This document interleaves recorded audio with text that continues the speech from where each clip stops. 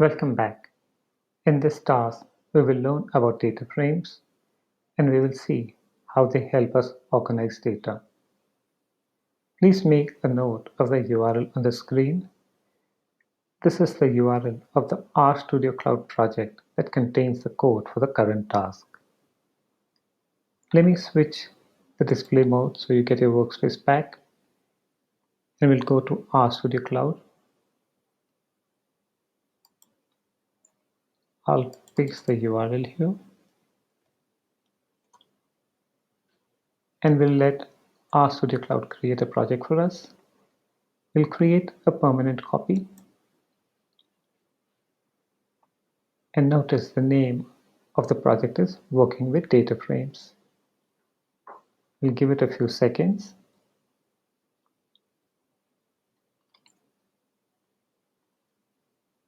Let's take a look at the files we have here.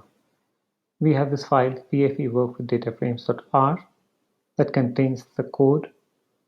Then we have these two files, restdata.csv, sample-restdata.csv, and we'll take a look at them shortly. Let's open this file.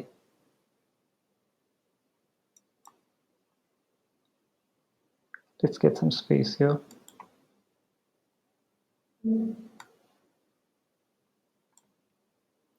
There's a lot of description up front. This is just the explanatory text. We'll skip that. And we'll come down here. This is the link to the project URL that we made a copy of. Now let's see how data frames help us organize data. When we created our app, recollect that we specified the data using vectors. And we had these three vectors, longitudes, latitudes, and rest names. And we had mentioned that the first element in longitudes and the first element in latitudes correspond to the first restaurant in the rest names vector. Now, that is not always intuitive because these are three different vectors.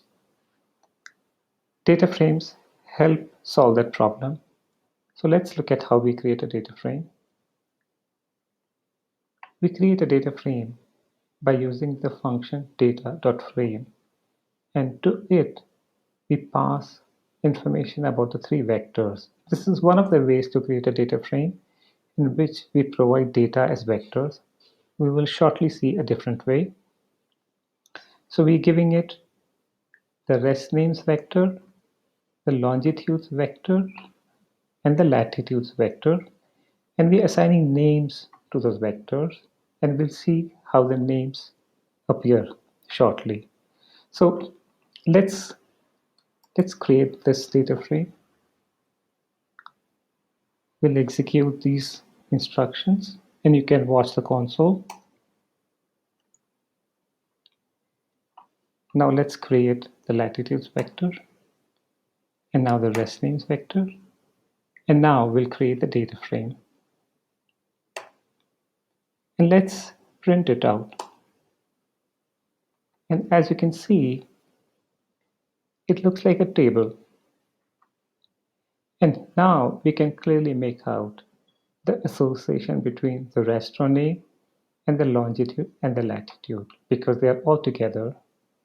Notice this header-like thing, rest name, longitude, and latitude. These three came from the names we had assigned here.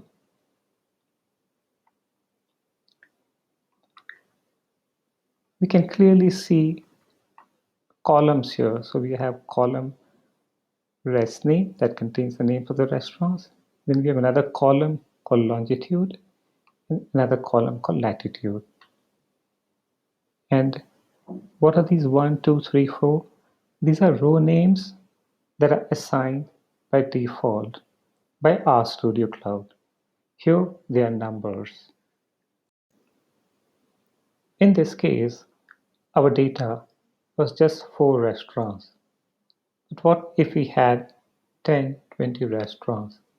That would be a lot of data to type. Besides, we are using code to create the data.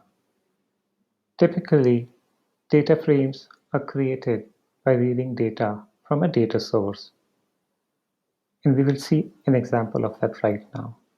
In our case, the data source is a file, one of the two files that I showed you a little while ago. Let's take a look at them. Let's take a look at this file, sampleresdata.csv. I'll open it. Now, this file is called a CSV file, comma separated values file, and I'll tell you why we call it a CSV file shortly.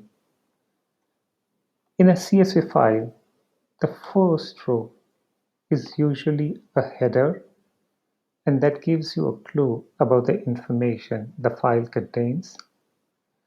The subsequent rows contain the data, and each row is its own data. So let's look at the header.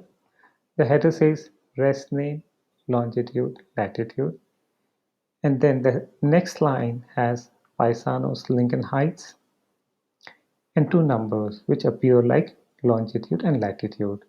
So each data row corresponds to the header.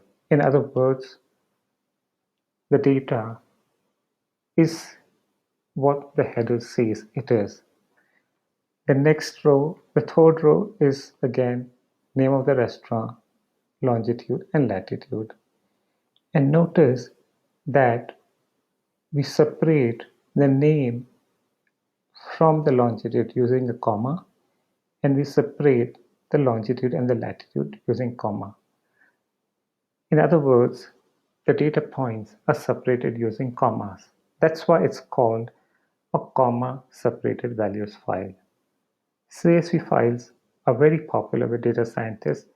They're easy to share and they're readable, and they work with data frames.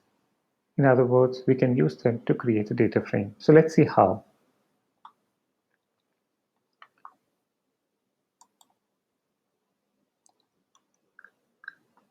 Here is how we create a data frame using a CSV file.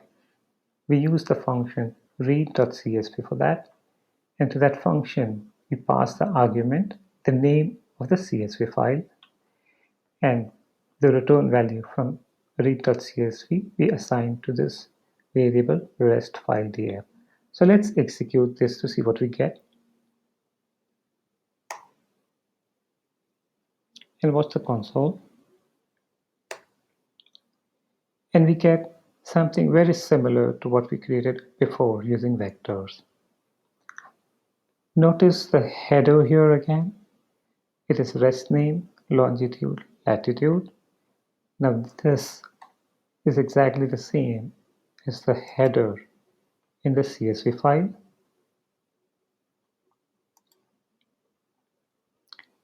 And then we have these three columns, rest name, longitude, latitude, and we have these row numbers, row names really, they're numbers here.